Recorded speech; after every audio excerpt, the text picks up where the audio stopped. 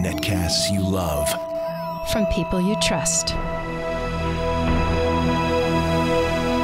This is Twit. Bandwidth for Triangulation is brought to you by Cashfly at CACHEFLY.com. This is Triangulation, episode 183, recorded January 5th, 2015. The internet is not the answer. Triangulation is brought to you by HipChat Plus. Collaborate, save time, and be more productive with your teams. HipChat Plus is IM, video chat, plus file, code, and screen sharing all in one place. Invite your team members and get a 30-day free trial of HipChat Plus at hipchat.com/triangulation. And by lynda.com. Invest in yourself for 2015. Lynda.com has thousands of courses to help you learn new tech, business, and creative skills. For a free 10-day trial, visit lynda.com/triangulation. That's lynda.com/triangulation. And by FreshBooks, the simple cloud accounting solution that helps millions of entrepreneurs and small business owners save time billing and get paid faster. Join over 5 million users running their businesses with ease. Try it free at freshbooks.com/triangulation. It's time for Triangulation, the show where we get to talk to some of the most interesting people in technology and pick their brains for an hour. And I'm thrilled to get Andrew Keen back online. Andrew is, man, are you a lightning rod for the internet? Let me just read the title of his 3 books to you, folks, and you'll get some sense of it. Digital Vertigo: How Today's Online Social Revolution is Dividing, Diminishing, and Disorienting Us. Then The Cult of the Amateur. Actually, this is at reverse order, I think. The Cult of the Amateur: How Today's Internet is Killing Our Culture. And now it's The Internet is Not the Answer. But where's the subtitle? How the Internet's Screwing Up Life for All of Us. Something like that. Hey, Andrew. And you're supporting me, aren't you, Leo? Not at all, but that's okay. We'll talk about it. I'm glad to help. The book comes out tomorrow. And, boy, I look at the great people you've had, log rolling here on the back cover. Poe Bronson says, you are the conscience of the Internet. And this is a powerful and daring manifesto. The internet is not the answer, and of course, the first thing everybody asks you is, well, if the internet's not the answer, what's the question? Well, the question, I think, and you might get this, I'm not sure if everyone gets it, is what's going to be the operating system for the 21st century? And at the moment, the internet isn't the answer. At the moment, it's not working. At the moment, it's only compounding a lot of our most serious social and economic, particularly economic problems.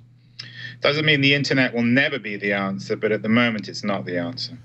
So, yeah, I mean, by the way, Andrew and I have talked for many years. We're old friends. He lives just north of us a little way. Our kids go to the same school, so I have nothing but respect for Andrew. And I even understand the point of, I think somebody needs to say, well, wait a minute, is this exactly how it should be or how we want it to be? That's completely fair.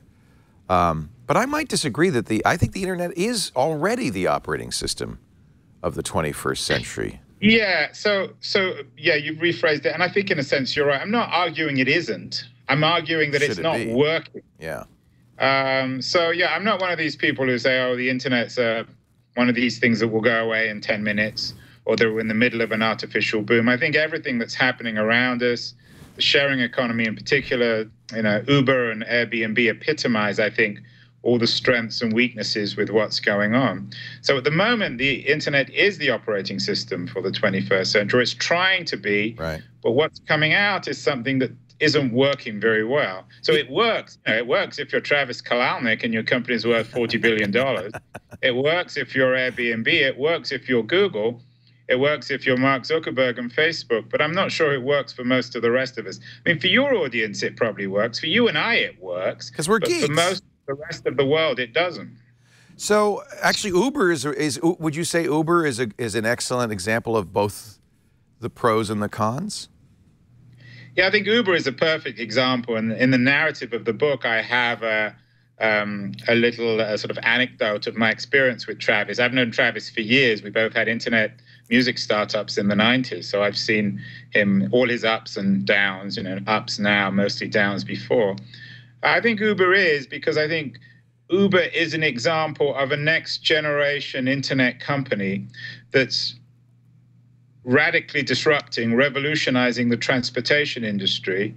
And at the moment, it's not working. It's causing the breakdown of trust, the undermining of the relationship often, I think, between drivers and companies, the undermining of old business models. So I think Uber is an extremely good example of why at the moment the internet is not the answer.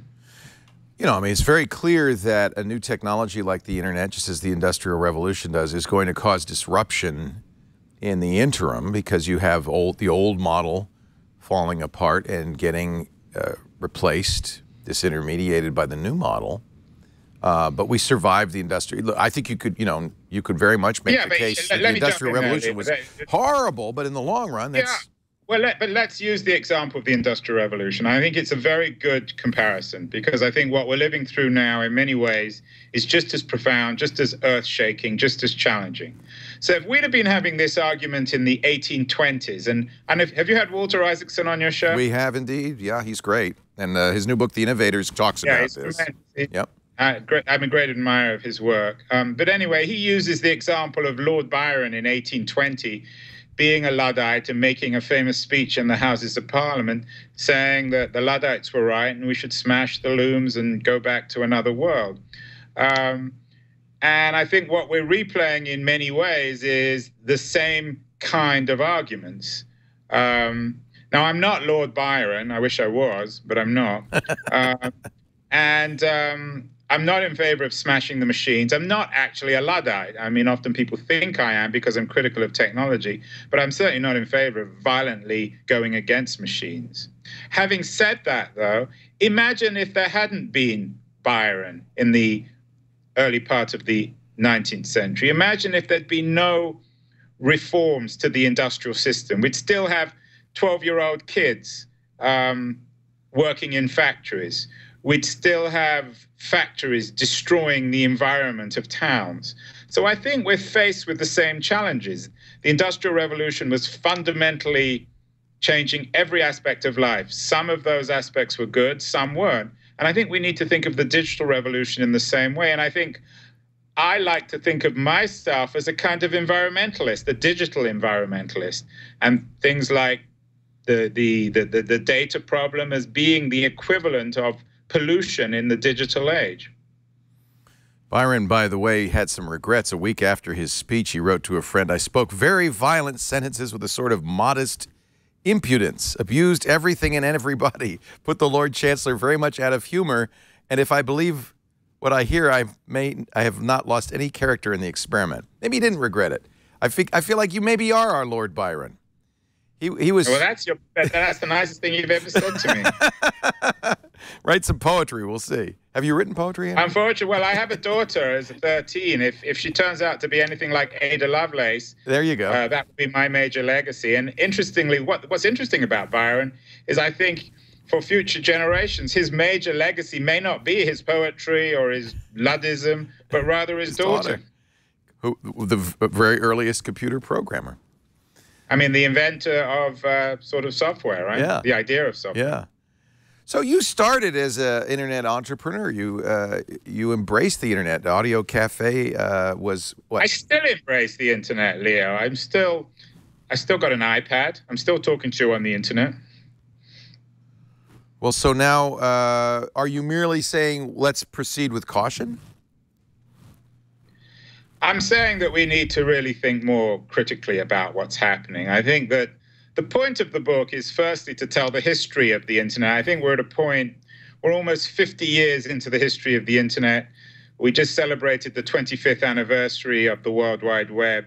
And I think we're at a point where we can evaluate it and figure out where we're going. And I think the idealist, and I have the first 100 pages of the book, is a historical narrative of the founders. It deals with Vannevar Bush,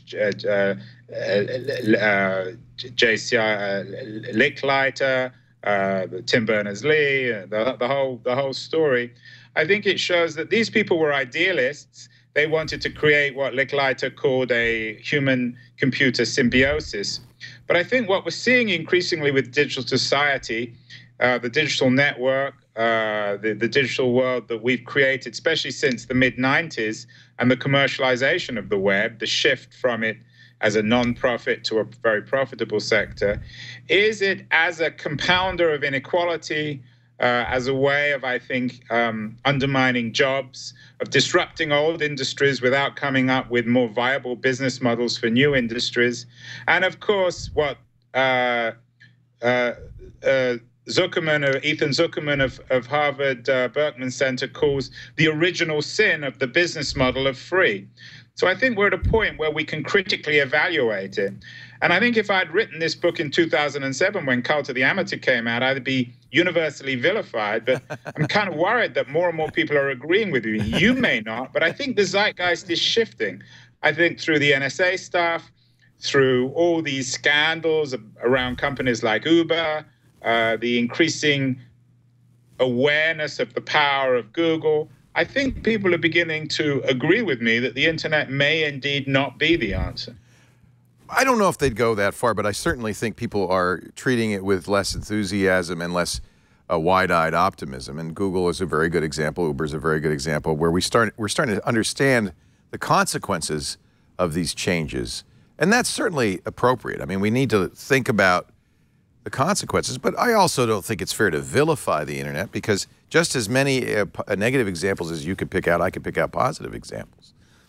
Well, I think we have to be careful as well. And, I acknowledge I'm guilty of this, the idea of vilifying the internet. The internet is us, it's technology. Yeah. So I'm not against technology. In fact, I have a great deal of admiration for the architects of the internet. I think guys like Berners-Lee are really remarkable people. I admire him both intellectually and morally. What I'm critical of is the digital world that's coming into being. I'm critical of the way in which Silicon Valley, I think, fails to acknowledge its impact, its disruptive impact on other industries, and its unwillingness to acknowledge that disruption in itself isn't necessarily good. And I'm very critical of our business model, our free model, which turns us into the product. I think even Silicon Valley is coming around to a lot of this. And I think what's interesting about the book is that a lot of the arguments I use are from people who we have traditionally associated with being supporters of the internet. I use, say, Fred Wilson on the dangers of monopoly. I use Mark Andreessen and his fear of businesses like Secret that trade on anonymity. I use Ethan Zuckerman's fear of the data economy, which he calls the original sin. I quote, Clay Shirky about the impact of the internet on journalism, and Jeff Jarvis on the way in which it's creating uncivility. So it's not just me making these arguments. I think more and more of the traditional internet optimists are beginning to realize that the dream, it may not be a nightmare, but it's certainly not as rosy as it once was. Yeah, all right. We're gonna talk some more. Andrew Keen is our guest. His newest book comes out tomorrow. It's called "The Internet Is Not the Answer." He is, of course, also the author of "The Cult of the Amateur." We talked when that came out. It's been that long, 2007. Wow. He is ironically at the Consumer Electronics Show at CES, and I'm not. So there you go. But thanks to the internet, I don't have to go. We'll take a break. We'll come back with more. Stick around. First, though, a word from our newest sponsor. And it's funny because it's a sponsor that we use each and every day. I was just using it this morning. HipChat Plus. How does your team communicate? Are you using a variety? And lots of us did of solutions. You cobble together email, put a little instant messaging on top, maybe a Google Hangout here or there, document sharing with Dropbox, or there's, and it becomes this glob that is unwieldy and unusable. HipChat puts it all in one place and is designed specifically for business. Emails slow, meetings get sidetracked, regular IM doesn't work for the group, then you should take a look at HipChat Plus. HipChat keeps your team in sync, and it works from any device, no matter where you are. I'm logged into our HipChat here on my browser. I can use HipChat in Linux. I can use HipChat in, I'm on Mac OS X. Here's the OS X client, which is fabulous. HipChat is very powerful. It works with GitHub, with Jira, with Zendesk, with all the top developer tools. In fact, there are 57 services that HipChat plays nice with. Your engineering team worried about the website? No problem. We can monitor it in HipChat while we're talking with others and participating in conferences and so forth. Our Twit team, this is our web design HipChat. This is our engineering team's HipChat. It is fabulous. You can also do it in the website, which is fabulous. I want you to take a look at HipChat. Get your team on page in seconds on the same page for free. HipChat Plus for free. No credit card is required. Visit hipchat.com/triangulation. Click on Start Chatting to sign up. Invite some team members, and you get all of these features, all of them, free for 30 days. After the free trial, you can always stick with the freemium version. That's great for text, but if you want more, hipchat.com/triangulation. And for the first 100 signups, they're going to extend their 30-day free trial to 90 days. Hey, that's nice. HipChat, your team, your project, in sync, instantly. We started using it with a web design team, and we've expanded it. And I think we're going to use it throughout the entire company for the sales team, for the engineering team. It's awesome. HipChat.com/triangulation. Andrew Keen is our guest, the author of a brand new book just came out. Actually, really worth reading because, as provocative as the title is, there's a lot of information in here that's fascinating. And then there are some very, I think, challenging questions we need to ask about the future of the internet, about what we're doing with the internet. And I agree with you, Andrew. I think people have kind of come around a little bit. When the Cult of the Amateur came out, I think you were widely reviled. But I think that's why I live in Santa Rosa. I had to leave Silicon Valley. Yeah, I was incognito for 2 years. But in fact, well, you weren't because you did a show on TechCrunch. I think you still do stuff with the Gilmore Gang pretty regularly, right? Yeah, I don't do Gilmore. Do you remember you and I were on that famous Gilmore Gang? Yeah. When you and Mike Harrington had an interesting conversation. We had a falling out. We had a falling out. Yeah, that was fun. I have to say, remember, you're talking, actually, we both are internet entrepreneurs. I make my living making, so I'll give you an example. This is something that couldn't have happened. In fact, for many years, I worked in mainstream media frustrated because we couldn't talk about the deep, challenging, abstract topics that technology brought up. Mainstream media just wants shiny, shiny. That's why I don't go to CES anymore. So what do? We use the internet to distribute shows to people who really do care about that stuff and who have the patience and the intelligence to understand those issues and listen and think, something mainstream media is not all about. And boy, if it weren't for the internet, I wouldn't be able to do this. Yeah, and you're an example. Look, if you weren't an unusual example, I wouldn't be writing my book, because you are the best example of why the internet is the answer. Your show's excellent. You support it with traditional advertising without snooping at all your users. But you're fairly unusual. There aren't many examples of the Twit network in other sectors or even in technology. Yeah, I keep actually bemoaning that because I don't have any problem with what you're doing. But at the same time, your model is not really that revolutionary. You have high quality content that's supported by sponsorship, and you've figured out a way to pay for it. I'm still not quite sure how, given the modification of advertising. I mean, aren't you worried with the impact that Google is having on advertising and the way in which prices are falling endlessly? Well, actually, that's an interesting question, because you do look at YouTube, you look at the banner ads, you look at the advertising environments that are best known, and you're absolutely right. The prices are falling. What we call the cost per thousand, the CPM is dropping drastically, and ours is, by the way, going up. And I feel like what's happened is that advertisers are starting to become a little disillusioned and saying, we were kind of sold a bill of goods. Banner ads don't work. Search ads kind of work. Ads on YouTube, well, I don't know. And so I think that's benefited us, frankly. Well, do you sell your advertising on page views? Most of your revenue is through sponsorship, right? Yep, on CPM, it's all CPM based. Like but you're absolutely right. What we're doing is basically CPM, but when you do those interstitial advertising, they don't pay you a set rate. They only pay you per user. Yep. Yeah. And you're making a living that way. I mean, you're successfully built. You've got beautiful studios. Even if I'm not there, I happen to go by there. Come by and visit us next time you're in town, and we'll do this again with you in person because I'd like to do that. But yeah, no, I don't want to dwell on it, but we're doing quite well. In all seriousness, this is a really interesting conversation because you're the opposite of a BuzzFeed. Right. This is not a listicle network. You don't trivialize everything, or you don't just get your users' data and sell it to advertisers. And I would argue generated content networks. If you could be replicated more, then I would be much more in favor of what's happening.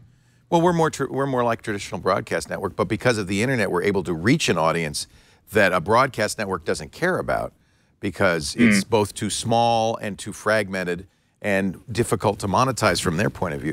But I would argue that our success is a bellwether that people are realizing that, you know, if you just take a snapshot of today's internet, I agree with you. In fact, the state of journalism because of listicles and BuzzFeed has really never been lower. Well, maybe it has. Maybe it was in the 19th century in the British, tabloids. But what do they call those? Broadsheets. But I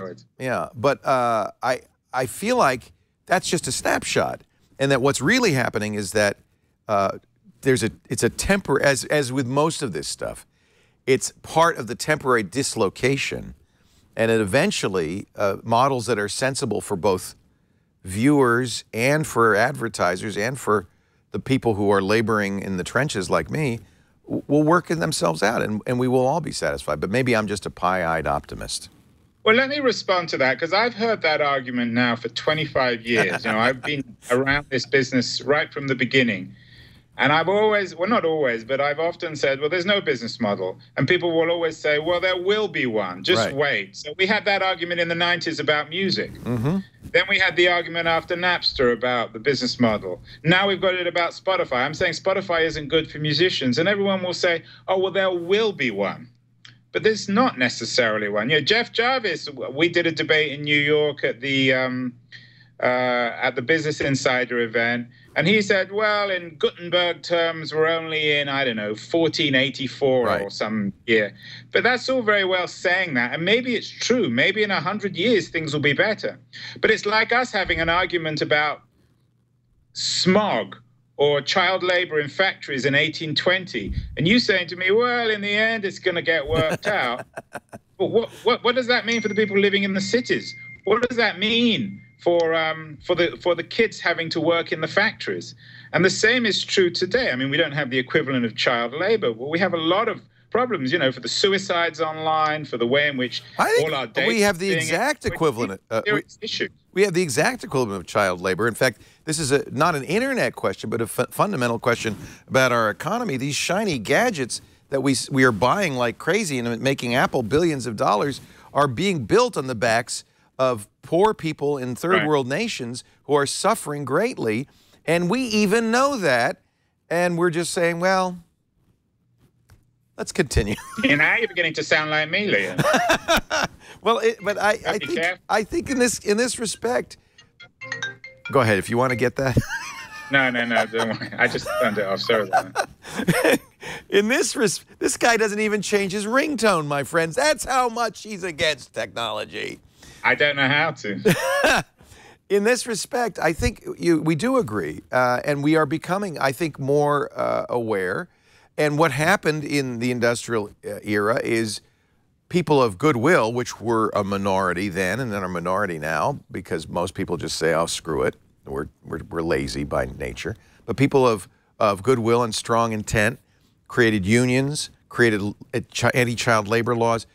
Solutions were found because in the long run, the Industrial Revolution was a positive. We just need to figure out where it's a negative and fix that. I agree completely. You know, I even quote Mike Moritz, who talks about data factories. And Moritz has this fascinating theory that the industrial factory has been turned inside out. In the old days, in the Industrial Revolution, you went to work in the factory and you were paid for your labor. Today, we all work in these data factories. We all work on behalf of Google and Twitter and Facebook. We're just not paid for it.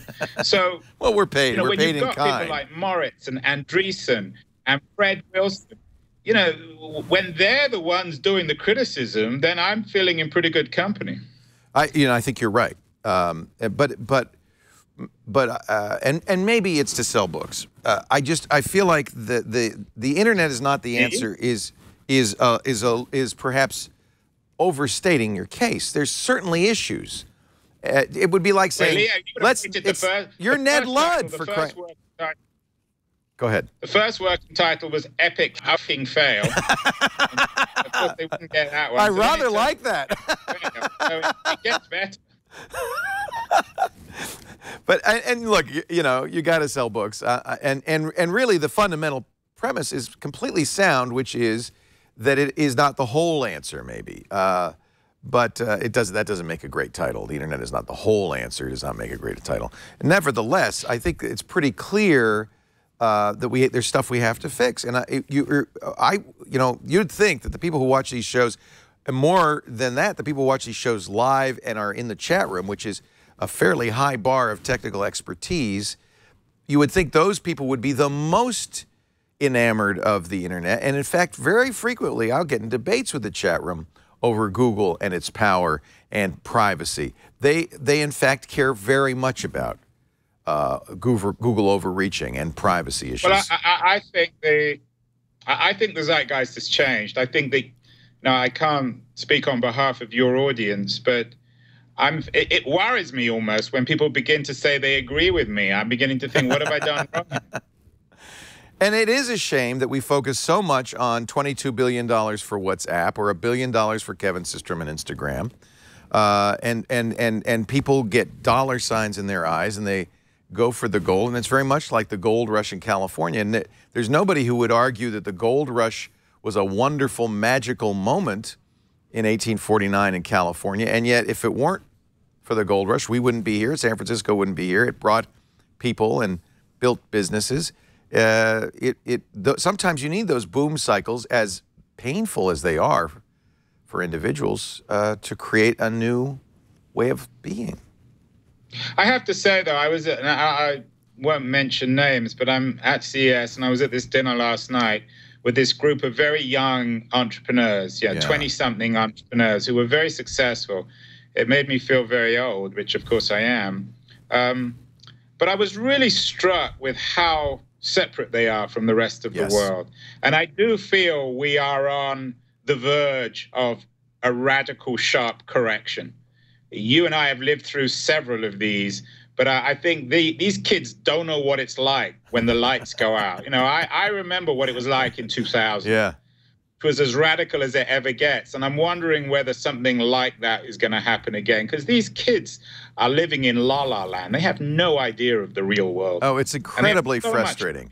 And it isn't just kids. You look at somebody like Mark Cuban, who, not through skill, but mere timing and luck, became a billionaire. And they really believe they are brilliant, God's gift to humanity. And you see this a lot with these 20-somethings. And I'm with you, but maybe that's just a sign of we're both old. You kids. Well, at least Cuban did it, and he's done it more than once, and he is a genius of timing. But it's these kids who haven't really done it, who have major who have been lucky enough to have an early investment in one of these boom companies. Right. And I do think that there's an awful kind of party atmosphere now in Silicon Valley with these 20-something-year-olds who don't understand that every boom is followed by a bust. That is the law of nature. It's inevitable and unavoidable, and there will be a bust to this current boom. What do you say to the people of San Francisco who protest against Google's presence in the Google buses and, say, hey, you're driving us out of our city? What I would say is I'm never in favor of violence. I think, smashing buses, smashing windows is childish and inappropriate and dangerous. But I would also say that it's important to begin to make sense of the Bay Area and Silicon Valley and Google's role in it. And I think the Google bus, and I have a few pages on it in the book, is symbolic of the disassociation of the tech community from the rest of Silicon Valley. And this, what I describe as a kind of a new kind of feudalism, where you have tech riding on top of the rest of society, but not really having any association with it. So I think that the debate is an important and interesting one, and I'm certainly on the side of the protesters, but violence is always a no-no. I think it's inappropriate and stupid. Yeah, but I do, and actually I do have some sympathy for them, even though Kevin Rose is a friend and one of the focuses of the violence, but yeah, and picking on people like Rose, whoever, is, again, it doesn't do anybody any good, and it actually is bad public relations. But I do think it reflects the fact that we have this new world of, immensely wealthy kids who, now we joke, well, if I'm going to start a company, it's got to be worth billions, and if you're not a billionaire, you're not successful. The vast majority of people are living on $30,000, $40,000, $50,000 if they're lucky a year. And the idea even of $1 million is unimaginable wealth for them. And I think that Silicon Valley has disassociated itself from the rest of the world because of these obscene valuations. The 40 billion Uber valuation, or the WhatsApp deal. I mean, a WhatsApp deal, what was it, 19 or 20 billion? It ended up being $22 billion. $22 billion. People? Crazy. $22 billion for a company that, how many people work there? 35? Yeah, and it's just an app. And you're telling me we don't have a crisis with employment? I do back-to-back chapters, as you know, in the book. One on Rochester, on Kodak, which employed 40,000 people and was a successful company in the 20th century. And the next chapter on Instagram that employed 15. And in many ways, we've seen the replacement of the Kodak moment with the Instagram moment. Isn't that so it doesn't great? make Kevin Systrom bad. No. It doesn't make Instagram bad. This shift is troubling because it's not creating general wealth or jobs or prosperity. And we see this shift from, whole cities like Rochester entirely decimated. And we have these tiny elite of wealthy people. As you know from the book, one of the symbols I use in my narrative is the Battery Social Club in downtown San Francisco. Oh, you hate the Battery. Which epitomizes all the obscene wealth of this new world. I know you loathe the Battery. Have you been there? No, I'm dying to go. I would have thought you'd have been a member. Yeah. It's a club for the wealthy entrepreneur class, the tech class. And it looks beautiful. Who created it? Was it... what's his name? The guy from the English guy. Yeah, I want to be a member, but then I'd never join a club that would have me as a member. So. No, me too. And no one would ever have me. You know who you remind me of is and this is a book I read in 1995, and I thought, actually more older than that. I think was 85. Michael Birch, by the way, Michael Birch, the Bebo fellow. He's the founder of the Foundry. You remind me a little of Jeremy Rifkin, who in the 80s was saying, you know what, this thing that's happening is not going to create jobs. And he wasn't talking so much about the internet, but just the service economy, the offshoring of industry, and this has all happened in the 30 years since he wrote that book. I guess it's only 20 Yeah, but you know years. what's interesting about Rifkin is a believer in the shared economy, the sharing economy. He sees it as the sort of our escape from capitalism. Yeah. And I think he's wrong about that too. I mean, what do you think? He thinks that we're in the third industrial revolution. Capitalist than the market, than the sharing economy. Yeah. Well, he's he's really the opposite, the other side of the coin from you. And it's very possible, I think, to look at what's going on and find the good and the bad. And just, it's kind of, if you choose one, pair of optics, you can see either side of it. But on the other hand, I think the net, if you'll pardon the inadvertent pun, is really what we care about, is the end result. And I agree, we've got some issues. We're going to have to fix them. We're going to have to solve them. We aren't creating jobs. We are creating a massive underclass. Well, give me some solutions then, Leo. No, that's your job. You're the interviewee. I'm merely the host.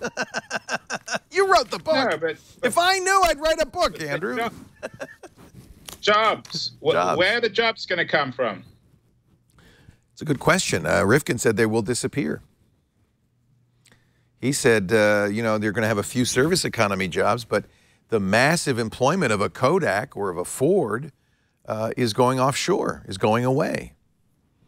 And maybe in that respect, the internet is our only hope, because at least globalization provides, I don't know, there's some work left on the internet. Those jobs are going away. McAfee and Eric Bryn Johnson on the show. They're very good economists. No. I have become a real supporter of the solid state economy. What do you think of that? Steady state economy. Say that again? I've become a real supporter of the notion of a steady state economy. But actually, let's take a break, and we'll talk about that. The idea that what is all this obsession with growth anyway? Maybe that's the problem. Our show today brought to you by lynda.com. There is one thing for sure. The person who knows the most, who is the most adept at modern technologies, is the one who's going to get the job. And lynda.com is all about getting the training, the skills that you need for the new economy. So kickstart your new year. Challenge yourself to learn something new with a free 10-day trial to Lynda, lynda.com. It's interesting to see. Now, let me see what you're studying, because that looks like you're lynda.com, Jason Howell. You're studying C++. Well, this is the Twit account. Oh, so that's our account. This is everybody. These are all our programmers. Here's my account, up and running with Lightroom. Burt Monroy's The Making of Amsterdam Mist. This series is fascinating. I read about Swift. I want to learn about Swift. There it is. That Dreamweaver one, that's pretty old. I don't need to know Dreamweaver anymore. Let's disappear that. Lynda.com has 4,500 courses. Topics like, well, every topic you could imagine: web development, photography, visual design. They also have business skills, which is fabulous. Negotiation, communication, meetings, software training like Excel, WordPress, and Photoshop. And you know what's great about lynda.com? The Burt Monroy is a perfect example. They're all taught by not people who don't do this stuff, people who do it, who live it, who know it better than anybody. They're great teachers. They're shot professionally, in many cases in the lynda.com studios, where the lighting is great. They're broken up into easy-to-digest chunks. They're transcripts, so you can find the part you want. If you're planning to improve your job skills, to ask for a raise, to make yourself more marketable in the new year, or maybe you just want to, enjoy your hobby better. I love photography. I'll never make a living as a photographer, but I love learning about it. And, just seeing Burt work in Lightroom, Photoshop, is just like magic. This stuff is entertaining. Some of the courses, I like managing your time. That's one of the business skills courses. Photoshop is essential training. Code Clinic, which is this is a new series and I really like. Every month, lynda.com issues a code challenge, which you can participate in. Look at this, is the C++ Code Clinic. And authors share their solutions using different languages, so you can learn about Python or C++. I think this is really cool. Do something good for yourself this year. Sign up for a free 10-day trial to lynda.com. All you have to do is go to lynda.com/triangulation. With your membership, you get unlimited access to every course. So don't worry about having to decide which course you want. You can get them all. And access on your iOS and Android device, plus new courses as they're added every week. lynda.com/triangulation. Free for 10 days. What a great way to kickstart your new year. We love it. Lynda.com. Bert's been on this show talking about this Amsterdam Mist, his newest painting. Really cool stuff.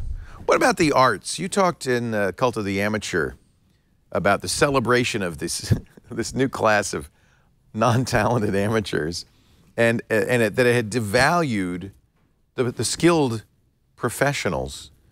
Do you feel like now, here we are a few years later, 7 years later, that the arts have been damaged by the internet? Is the Pope Jewish, Leah? No, he's actually what is he? He's Francisco's Catholic, Brazilian. I can't remember where he's from. No, he's Argentine. Argentine. That's it. Well, you know the answer to that. I mean, as a joke, I called the internet, the user-generated content people, monkeys in Cult of the Amateur, which was a joke. But it's a name that's epithet that has stuck. Well, I think with this book, we're at a point where we can say, okay, we've had 25 years of the web.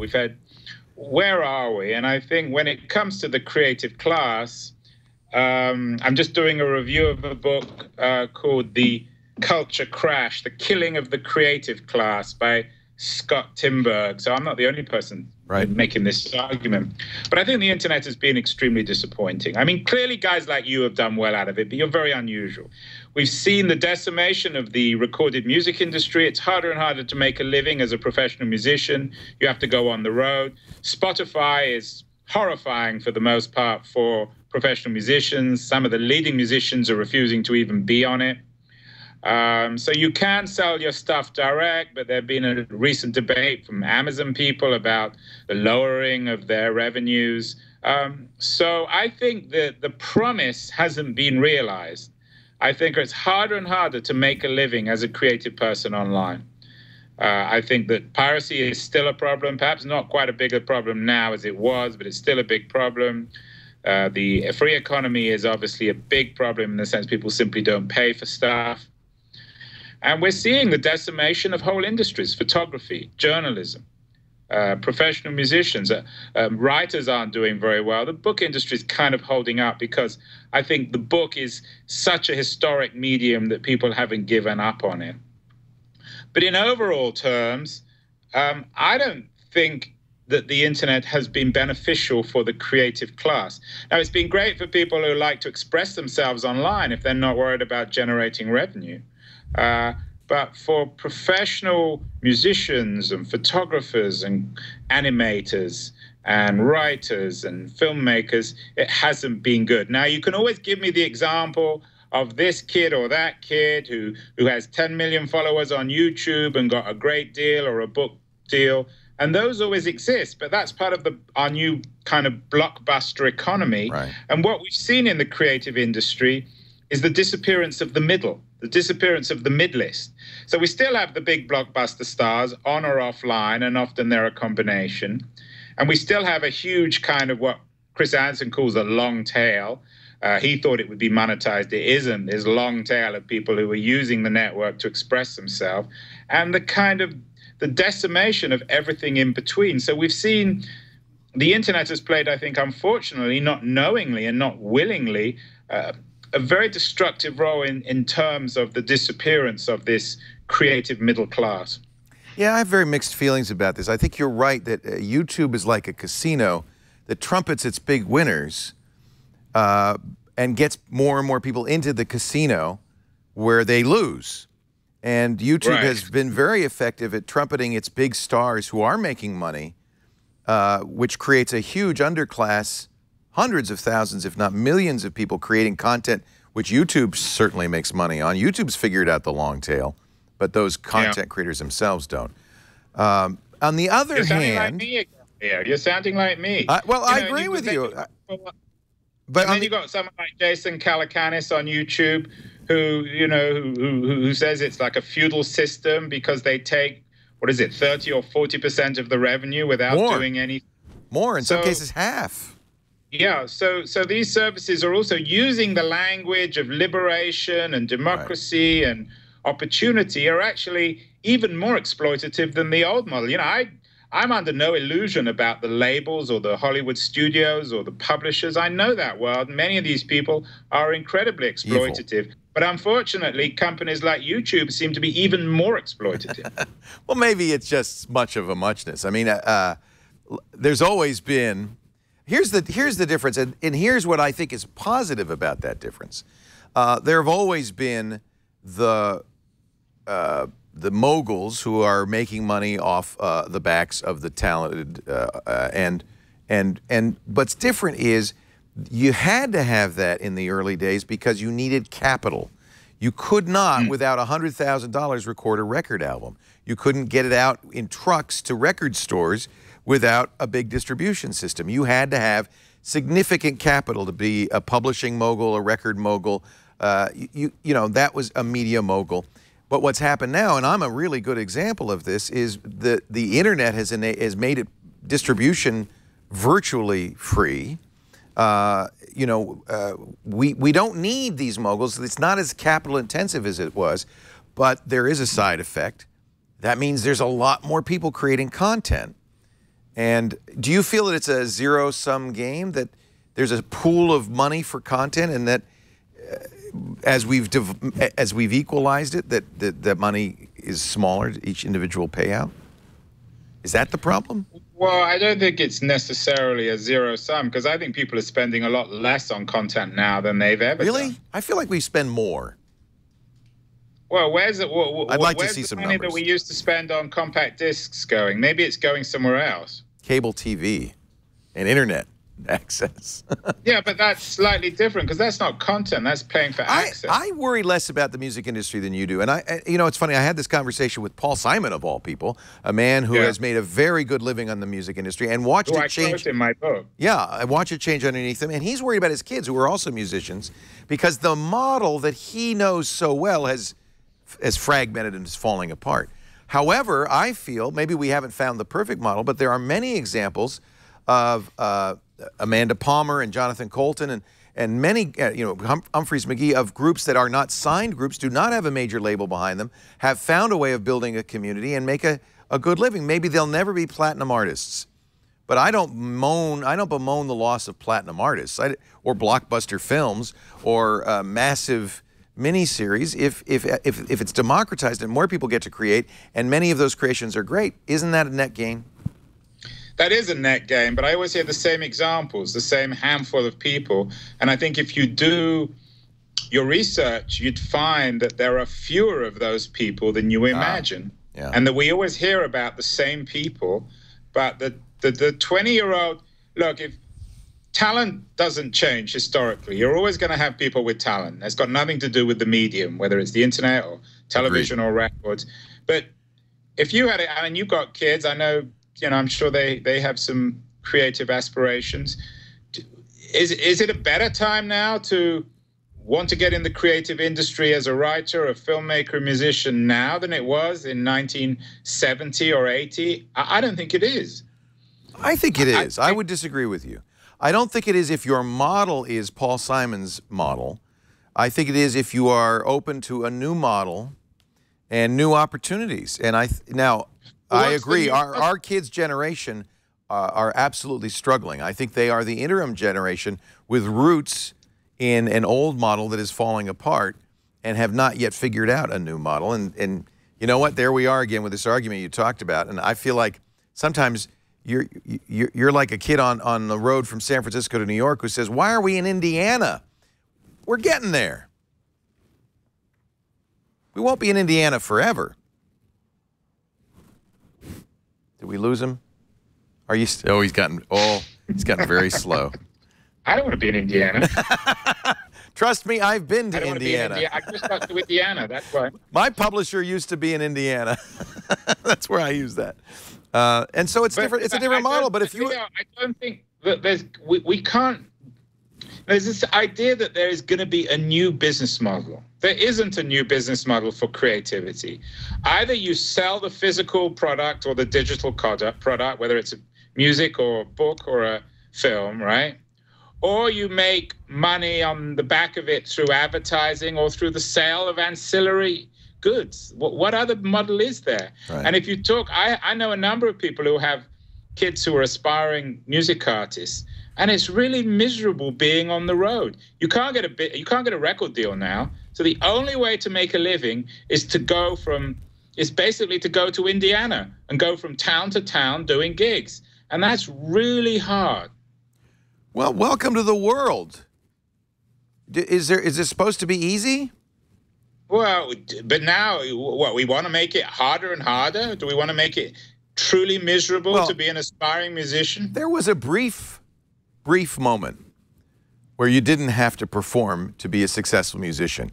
Less than 100 years. It starts with the advent of recording technology and ends with the advent of Spotify. That's 100 years that you could make money just sitting in a studio. It's changed. We're back to the way it was. I don't think that's a bad thing. What's wrong with performing? That's how musicians make money. Do they have a right to make money by pressing records? No, but I don't think we should celebrate the end of a world which actually was better than the one that existed before it. Well, that's my question. I don't know if we you agree. could make the same argument about data. You know, I know a lot of people who make the argument, oh, well, we used to live in these villages where everyone knew everything about us. So we're just going back to that. Do we want to go back there? I don't want to. I like the invention of the modern city with its anonymity. I like the music industry that, as you say, existed for 100 years. And I think we shouldn't celebrate its destruction when what we're going back to is something that existed before it and was less good. Actually, it's interesting. Jeff Jarvis and I have had this conversation. Is the notion of mass media itself is just a brief blip in the history of mankind. I don't think, you know, yellow journalism, William Randolph Hearst, tabloid journalism, Rupert Murdoch, I don't think you could make a case that the last 100 years of mass media have been a positive. There have been positive things, just as there are positive things about the internet. There have been negative things. But I think one thing you can say for sure, historically, it was a very temporary blip. And I frankly do celebrate its demise because I think that putting the national discourse in the hands of people who happen to have enough money, usually because they're robber barons, to create a media empire is exactly the wrong thing to do. That's not who should control. But Leo, we're coming, again, what this revolution has done is just created that world on steroids. Jeff Bezos just bought the Washington Post. The boy Hughes from Facebook not only acquired the New Republic, but then behaved so badly that the entire staff walked out. Yeah, but you could say Martin Peretz ruined the New Republic too, and he's an older guy, right? Well, it's relative. I'd still rather have the New Republic under Hughes, under Peretz than Hughes. I guess. So what we're seeing is more of what you actually are critical of. A concentration of power. We're seeing the appearance of this sort of mogul economy. Yeah. Or Pierre Omidyar, who basically bought Glenn Greenwald from an extremely good publication, the Guardian, and now is operating his own network. So again, we're back to the days of William Randolph Hearst. We haven't escaped that. And I certainly prefer Rupert. I don't idealize Murdoch, but I don't vilify him. And I'd certainly prefer Murdoch to own my media than Hughes or Jeff Bezos. Excellent Jeff point. Bezos seems now to be turning the the Washington Post into a platform for sort of, selling data. He's invented this LMS thing. So again, I think we have to be very careful about what we're saying here. This is a great conversation and a lot of fun. We're talking to Andrew Keen. He's the author of The Internet is Not the Answer. These are questions and conversations that need to go on, and they are going on. You actually have a great paragraph. I won't read out loud from your book, although I'm tempted to. Right towards the end, where you talk about all of these names that you've already brought up: Mike Moritz, who worries about the increasing inequality of our digital age; Union Square Ventures' Fred Wilson; the dangerous new monopolies in the internet economy; Clay Shirky at NYU; the tragic fate of journalists in a world without print newspapers; Charles Ledbetter; the web has lost its way; Emily Bell, who frets about our new media 1% economy. We were just talking about that; Mark Andreessen; the impact of anonymous networks on civic life; MIT's Ethan Zuckerman worries about the internet's original sin, its reliance on free advertising. People I hugely respect in every case: Dave Weiner, Dan Gilmore, O'Malley, Matthew Ingram. Jeff Jarvis is disgusted by the plague of trolls, abusers, harassers, lunatics, imposters, and a-holes on the internet. What kind of society are we building here, Jarvis asks. And you say that question should be the beginning of every conversation about the internet. I agree. Let's take a break. One more break. We'll wrap this up. I think, if any, I know this offends a lot of people, this notion that the internet is not the answer. And I'm going to add my agreement only if we add the word entire answer. But I do think that these are questions that we have to ask. And it is clearly, I think you're right. I think the zeitgeist has shifted. And it is clear we are seeing many of the negative impacts. And sometimes I kind of say, geez, this is not the internet we wanted or planned for. The negative consequences do, in some cases, start to outweigh the positive. But let's talk one more segment with our great guest, Andrew Keen, who is at CES in Vegas. God only knows why. If there is a cesspool, a hellhole of modern technology, it is CES. You've gone right into the devil's lair. Our show today brought to you by FreshBooks. Okay, let me tell you something. If you are a freelancer, Andrew's right on one thing. Getting paid is what it's all about, right? And FreshBooks makes that easy. It's the cloud accounting solution designed from the ground up for small businesses and entrepreneurs. I started using FreshBooks 10 years ago. I was doing my own invoices in Word. I would never mail them out. I wouldn't get paid for months on end. It was Amber who told me about FreshBooks. We were working together in Toronto, and this is a little Toronto company. She said, you got to try them, and man, it transformed my life, and I'm not alone. On average, FreshBooks customers double their revenue in the first 24 months. They get paid an average of 5 days faster because not only are their invoices easy and gorgeous, there's a big pay me button on it. And you know what? I found out clients do want to pay you. But you got to make it as easy for them as it is for you. FreshBooks customers spend less time on paperwork, too. You free up, on average, 2 days a month to focus on doing what you love, not the stuff you don't want to do. And if you're keeping your receipts in a shoebox to keep track of expenses, stop. FreshBooks apps let you snap photos of the receipt right from your phone. Multi-currency invoicing works great. I used it in Canada to bill in Canadian dollars. You can bill in any currency. And because it accepts all the top credit cards for your clients and other online payment systems, you will get paid so much faster. And they do have an open API, so developers can integrate with the FreshBooks platform. FreshBooks already works with Google Apps, PayPal, Stripe, MailChimp, Fundbox, and Payroll, on and on. If you ever need help, FreshBooks' real help team, real people who will support you and make it happen. Their award-winning support is ready to help and is free forever. Anthony Taylor, who's the CEO and the chief strategist at SME Strategy, says, I'm loving FreshBooks right now. I've been tracking all my time, costing our projects to track my productivity. Yeah, the app will let you count your hours really easily and assign it to a client. I want you to try FreshBooks free for 30 days. FreshBooks.com/triangulation. 30 days free. You'll see how easy it is to add clients, to add staff that works with you on the FreshBooks. It's so flexible. FreshBooks.com/triangulation. And if you would do me a favor when they ask, how did you hear about this? Would you mention triangulation? That would be nice. We thank FreshBooks for supporting this episode of Triangulation. They say it's Mr. Keen and Mr. Clean on today's Triangulation. Andrew Keen, a good friend and a great debate partner, and I wish I'd heard that Jeff Jarvis-Andrew Keen conversation. That would have been fascinating. Jeff disagree with you? Well, Jeff's criticism of that book, Jeff always describes me, I think he means it as a compliment, as I'm his favorite asshole. I love it. That's being his least favorite. That's right? that's saying a lot, because I tell you what, Jeff has a few least favorites, and you don't want to be that person. And we can think of one in particular. Jeff's criticism, which I think is interesting, he says that I set up a straw man in the first few pages by arguing that the internet evangelists believed that the internet would make the world a better place, that it would make it freer, more democratic, more equality, more opportunity, more equality, more jobs. He says that we didn't really say that, or he didn't really say it.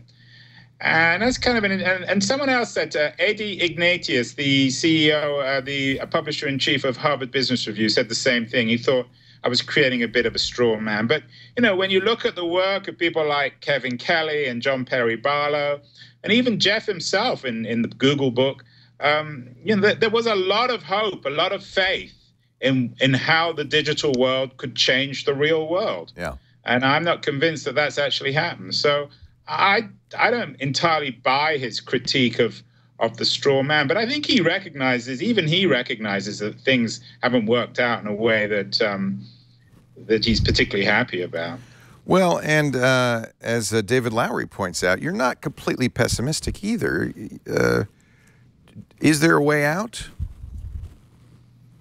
I think there is. I do think that one of the big enemies in the book is this sort of libertarianism, the Silicon Valley idea that government is always the problem, that regulation is the problem.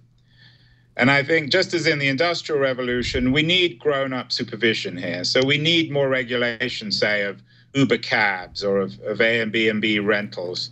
So you would agree with what the EU is doing, for instance? I think the right to be forgotten is logistically probably impossible. But I think its heart is in the right place, though. I think it's important to think about regulation on data. And given the way in which data can destroy our lives, I mean, I had a date with a woman at the weekend. And actually, we had dinner in San Rafael. And I, of course, did my Google search on her. And the first thing that came up, she's a creative artist, she's a film producer.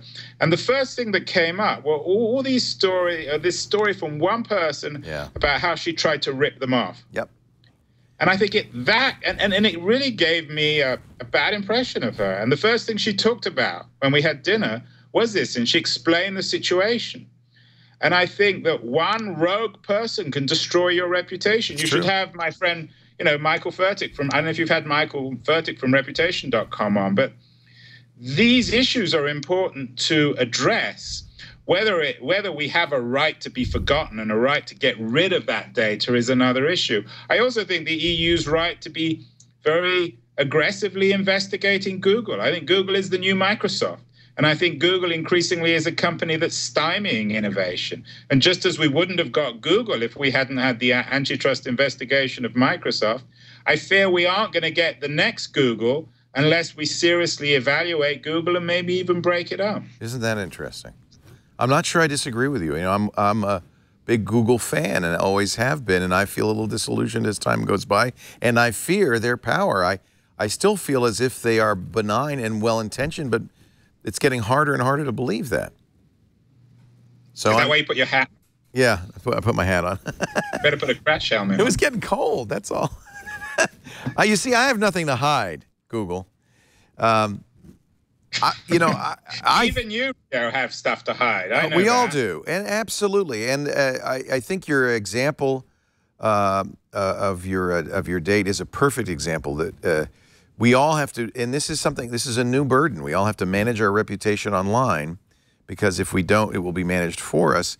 And that's a new and unique burden. And many people are not don't have the capabilities to do it, and it's a shame. I don't have to worry about it because I create so much internet content that will always swamp anything else, but most people don't. And you're right, that's a horrific burden. But as you say, logistically, I don't know what the solution is. I don't think. I mean, we all check. The first thing we do when we meet someone, business-wise, personal-wise, we Google them. But then it's so difficult to come up with a good solution. That's what I would say. But we have to. I mean, we live in this reputation economy where our entire value, our ability to work, our kids, when they go to college, when they get jobs, the first thing employers are going to do is Google them. And kids have to understand that their reputation is entirely dependent on, it can be destroyed by that stupid Facebook photo or that inappropriate tweet. Look how Twitter now seems to be destroying people's careers from one stupid remark to the next. So these are really important issues, and I do commend the EU for at least seriously investigating whether the right to be forgotten is a viable law or even a just law is another issue. Great stuff. This is a book everybody should read. Well, Leo, I really appreciate it. Let's do a deal. Let me get you 25 copies, and you figure out a way to do a competition or something to give out. We'll figure that out. And my continuing invitation to you is you got to come down. You're so nearby. Come to the studio. You can hide out here, and I think we should. I feel like we should give you a bully pulpit here, because these things. Now you've done that publicly. You won't be able to get rid of me. Yeah. Well, see, I think when The Cult of the Amateur came out, I really was dismissive, and in fact, the things you just talked about, I have been banging the drum on in the last year or so, And I think that we are starting to see some very negative consequences. And I want the internet to be the positive thing that promised to be. And we need to find a way to make it that, because it is transformational. And whether you like it or not, it is happening.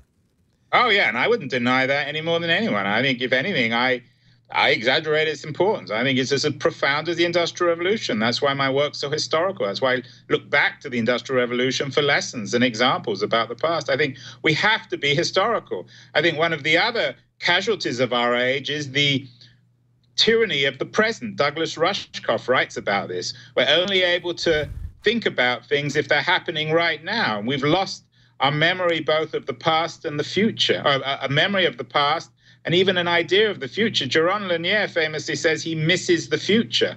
Not only do we need the past, but we need the future. We're living in this perpetual present. Jaron, like many, one of those people who was a visionary in virtual reality, who has really been soured by what has happened in technology in the decades. And a brilliant guy. I mean, really his work brilliant. is fantastic. Yeah.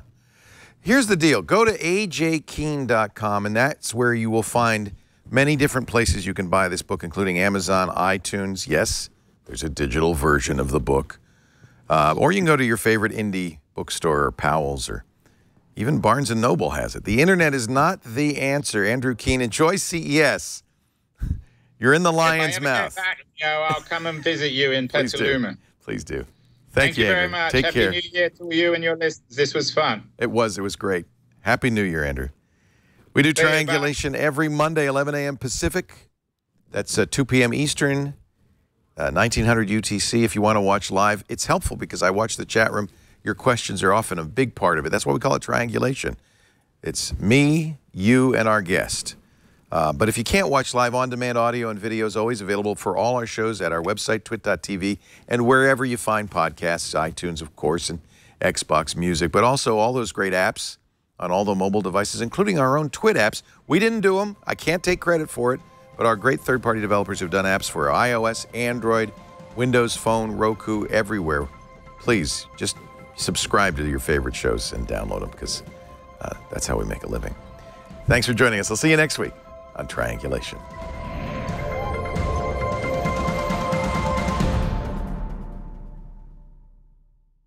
Previously on Twit. 5, 4, 3, 2, start the fog machine. Happy New Year! Welcome to Twit's 24 Hours of 2015. And I want to remind you that this is not just some gratuitous silliness. We're raising money for UNICEF. Happy New Year, New Zealand! So far, thanks to your generosity, $23,885. If we get to $40,000 for UNICEF, man, I'll be so happy to share my head. Oh, my God! If we get to $50,000, I promise you that tattoo is going right on my tush. My God.